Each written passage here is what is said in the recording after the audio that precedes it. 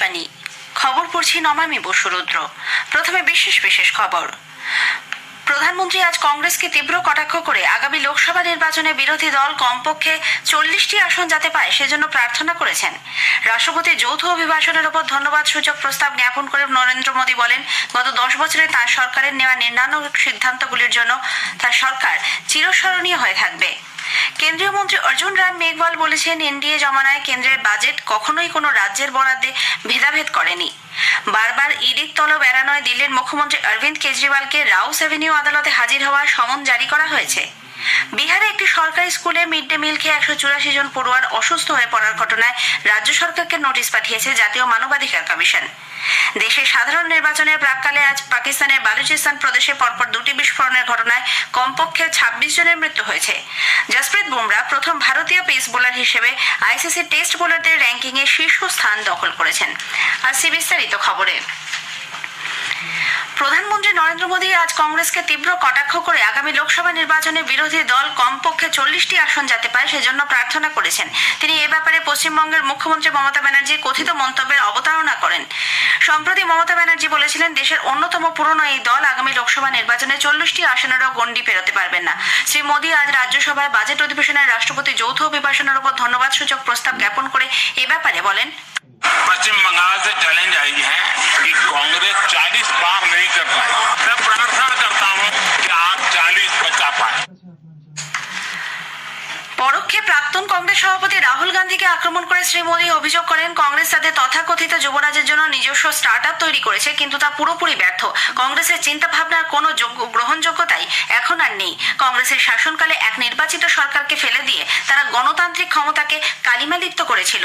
আজ তারা গণতন্ত্র এবং যুক্তরাষ্ট্রীয় কাঠামোর কথা বলছে। উত্তর দক্ষিণের বিতর্কের সৃষ্টি করে কংগ্রেস বিভাজনের রাজনীতি করছে বলেও তিনি অভিযোগ করেন। প্রধানমন্ত্রী কংগ্রেসকে দলিত, পিছিয়ে পড়া শ্রেণী এবং আদিবাসী সম্প্রদায়ের বিরোধী বলে অভিযুক্ত করেছেন। তপশিলি জাতি, উপজাতি এবং অন্যান্য অনগ্রসর শ্রেণীদের সামাজিক উন্নয়নের কাজে অংশ নেওয়ায় কংগ্রেস এবং তার সহযোগী দলগুলির সর্বদা সমস্যা রয়েছে বলে উল্লেখ করে প্রধানমন্ত্রীর অভিযোগ, তারা দেশে বাবা সাহেব আম্বেদকরের মতাদর্শকে ক্ষুণ্ণ করেছে। শ্রী মোদী জোর দিয়ে জানান, এই প্রথম এনডিএ সরকার কোনো আদিবাসী কন্যাকে দেশের রাষ্ট্রপতি পদে এনেছে।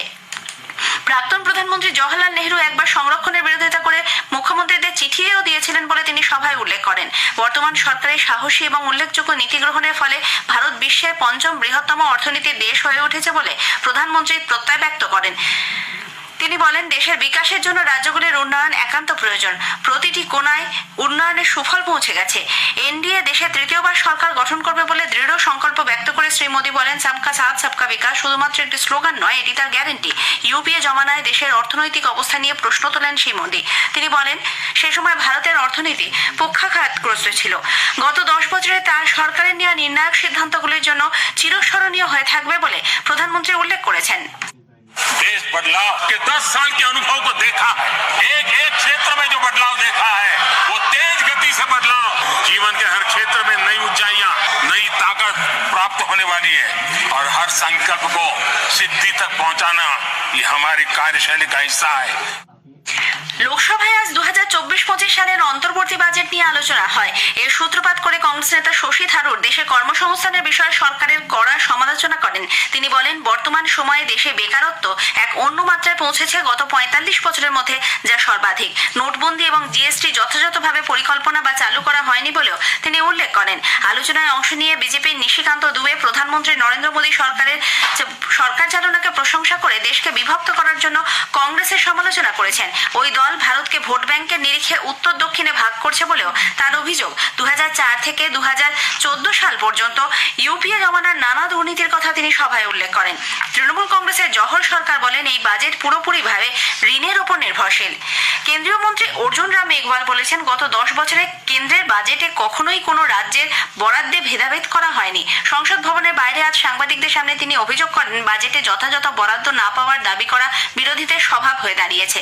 উল্লেখ্য, কেন্দ্রের বরাদ্দ এবং কর কাঠামো নিয়ে রাজ্যগুলির প্রতি বঞ্চনার অভিযোগ তুলে জাতীয় রাজধানীতে কর্ণাটক কংগ্রেসের করা মিছিলের প্রসঙ্গ উত্থাপন করেন তিনি।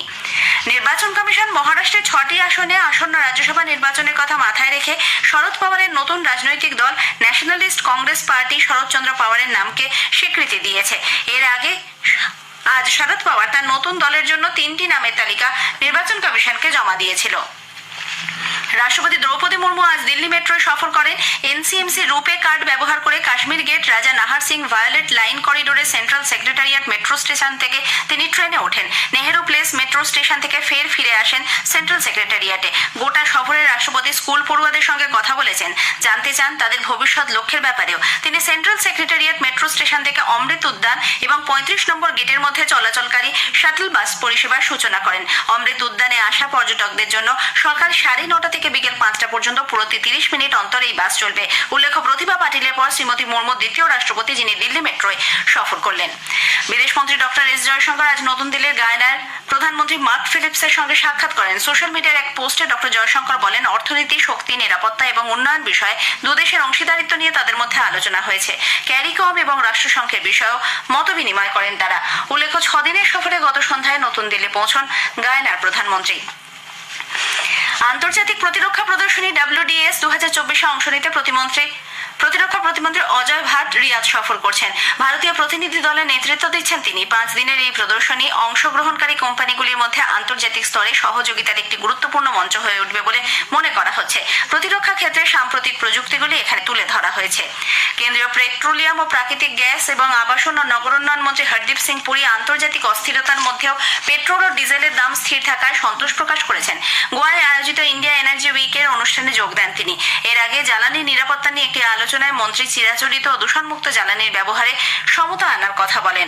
উল্লেখ্য, ইন্ডিয়া এনার্জি উইক 2024 গতকাল শুরু হয়েছে, চলবে আগামী 9 ফেব্রুয়ারি পর্যন্ত। এই খবর আপনারা শুনছেন আকাশবাণী থেকে। দিল্লির রাউস অ্যাভিনিউ আদালত দিল্লির মুখ্যমন্ত্রী অরবিন্দ কেজরিওয়ালকে আগামী 17 তারিখ হাজির হওয়ার জন্য সমন জারি করেছে। 2021-22 দিল্লি আবগারি নীতি সংক্রান্ত মামলায় জিজ্ঞাসাবাদের জন্য বারবার ইডি তাকে তলব করলেও না হাজির হওয়ায় কেন্দ্রীয় সংস্থা আদালতের দ্বারস্থ হয়। ইডি এর আগে নভেম্বর থেকে 5 বার কেজরিওয়ালকে ডেকে পাঠায়। আদালতের কেন্দ্রীয় তদন্তকারী সংস্থা জানিয়েছে, আবগারি নীতি প্রণয়ন, নীতি চূড়ান্ত হওয়ার আগে হওয়া বৈঠক এবং ঘুষের অভিযোগ নিয়ে দিল্লির মুখ্যমন্ত্রীর বক্তব্য তারা রেকর্ড করতে চায়। রেশন দুর্নীতি মামলায় পশ্চিমবঙ্গের তৃণমূল কংগ্রেস নেতা শেখ শাহজাহান আজও ইডির তলব এড়িয়ে গেছেন। তবে তার আইনজীবী আজ বিকেল 4টের পর সিজিও কমপ্লেক্সে গিয়ে একটি মুখবন্ধ খামে চিঠি দেওয়ার চেষ্টা করেন। কেন্দ্রীয় তদন্তকারী সংস্থা সেই খাম গ্রহণ করতে অস্বীকার করেছে বলে জানা গেছে। এদিকে সন্দেশখালীর ঘটনার তদন্তে সিট গঠনের নির্দেশের ওপর অন্তর্বর্তী স্থগিতাদেশ দিয়েছে কলকাতা হাইকোর্টের প্রধান বিচারপতির ডিভিশন বেঞ্চ। বিহারের একটি সরকারি স্কুলে মিড ডে মিল খেয়ে 184 জন পড়ুয়ার অসুস্থ হয়ে পড়ার ঘটনায় রাজ্য সরকারকে নোটিশ পাঠিয়েছে জাতীয় মানবাধিকার কমিশন। নোটিশে মুখ্য সচিবের কাছ থেকে 4 সপ্তাহের মধ্যে ঘটনার বিস্তারিত রিপোর্ট চাওয়া হয়েছে। খাদ্য সুরক্ষা এবং স্বাস্থ্যবিধি সম্পর্কিত সরকারি নির্দেশিকা লঙ্ঘন করার জন্য দায়িত্বপ্রাপ্ত আধিকারিকদের বিরুদ্ধে কী ব্যবস্থা নেওয়া হয়েছে সেটিও রিপোর্টে উল্লেখ করতে বলেছে কমিশন। এই জাতীয় ঘটনা রোধে গৃহীত পদক্ষেপ সম্পর্কেও কমিশনকে জানাতে বলা হয়েছে। উল্লেখ্য, পশ্চিম চম্পারণ জেলার একটি স্কুলে মিড ডে মিলের খাবারে কেরোসিনের গন্ধ পায় পড়ুয়ারা। এরপর সেই খাবার খেয়ে অসুস্থ হয়ে পড়ে অনেকে। সংবাদ মাধ্যমের খবরের ভিত্তিতে শতপ্রণোদিত অভিযোগ গ্রহণ করেছে মানবাধিকার কমিশন। দেশের সাধারণ নির্বাচনের প্রাক্কালে আজ পাকিস্তানের বালুচিস্তান প্রদেশে পরপর 2টি বিস্ফোরণের ঘটনায় কমপক্ষে 26 জনের মৃত্যু হয়েছে, আহত আরো 40 জন। স্থানীয় সংবাদ মাধ্যম সূত্রে জানা গেছে, বালুচিস্তানের পিশিনে এক নির্দল প্রার্থীর দপ্তরের বাইরে প্রথম বিস্ফোরণটি হয়। দ্বিতীয়টি হয় কিল্লা সাইফুল্লাহ জেলার জামিয়াত উলেমায়ে ইসলাম ফাজলের কার্যালয়ের বাইরে। আহতদের দ্রুত হাসপাতালে নিয়ে যাওয়া হয়েছে। এখনো পর্যন্ত কোনো গোষ্ঠী এই হামলার দায় স্বীকার করেনি।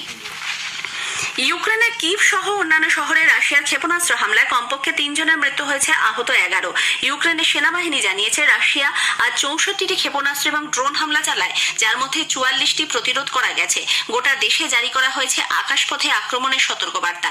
পোল্যান্ডের সীমান্ত লাগোয়া এলভিভ অঞ্চল সব থেকে ক্ষতিগ্রস্ত। কিভের মেয়র ভিটালি দিলিৎস্কো জানিয়েছেন, একটি ক্ষেপণাস্ত্রের আঘাতে রাজধানীর বিদ্যুৎ ব্যবস্থা বিপর্যস্ত। কয়েকটি বাড়ি বিদ্যুৎ বিচ্ছিন্ন হয়ে পড়েছে। কিছু অ্যাপার্টমেন্টে আগুনও ধরে যায়। খার্কিভ থেকেও বিস্ফোরণের শব্দ শোনা গেছে।